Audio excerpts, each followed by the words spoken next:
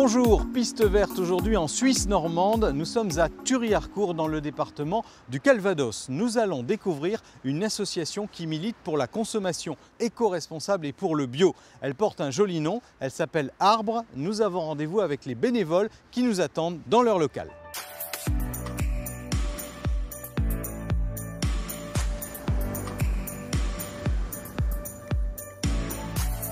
Bonjour Charlotte. Bonjour Laurent. C'est donc ici le quartier général de l'association? Tout à fait, c'est effectivement le local de l'association Arbre.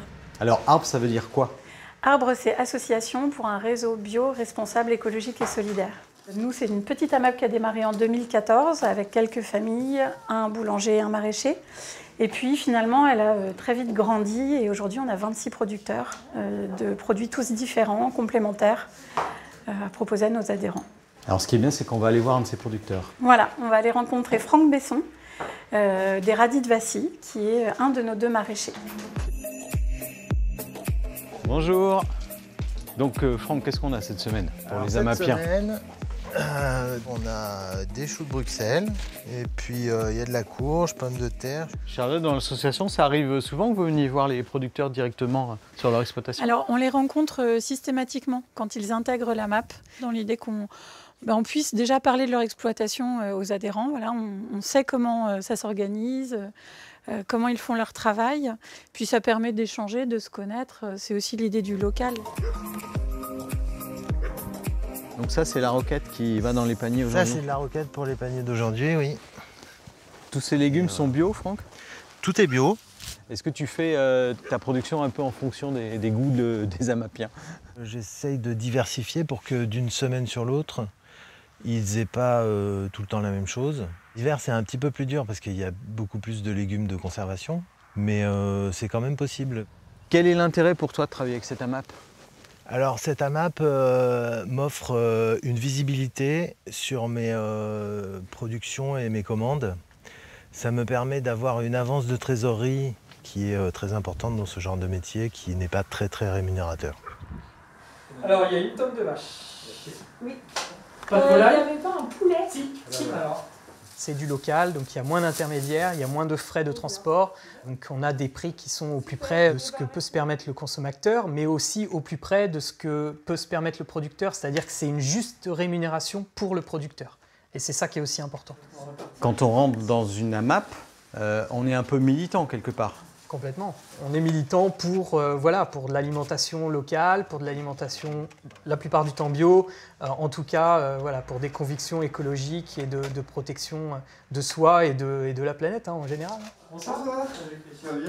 Plus on est nombreux, plus on a d'idées. On a eu envie de développer d'autres choses, de sortir un peu du cadre de la MAP pour développer d'autres projets.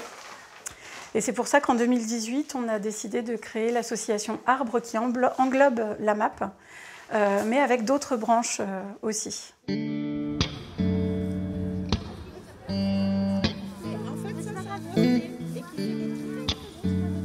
Nathalie, nous sommes donc dans le jardin partagé, qui est une des branches de l'association. Qu'est-ce qu'on va trouver dans ce jardin? Alors dans ce jardin, on découvre au fur et à mesure, c'est un jardin qui était déjà exploité auparavant, mais qui a été longtemps à l'abandon. Donc on veut partir en fait de la découverte de ce qu'il y a déjà sur place. Donc on a retrouvé déjà des plantes aromatiques. On a aussi des arbres fruitiers qui sont très anciens et on en a profité pour faire un atelier d'initiation à la taille des arbres fruitiers. Voilà. Le but, c'est qu'il y ait des gens qui viennent dans ce jardin partagé. Complètement. Aujourd'hui, il y a plein d'enfants, par exemple. Eh bien voilà, parce qu'on est mercredi et qu'ils sont en centre de loisirs. Ce jardin, on l'appelle partagé parce qu'en fait, on n'a pas envie de nous dire ce qu'il faut planter, mais de travailler avec eux sur qu'est-ce que vous avez envie d'en faire de ce jardin-là. Donc du coup, ils sont venus pour prendre les mesures du jardin. Ils avaient vraiment envie de se projeter sur ce jardin et de faire les plans.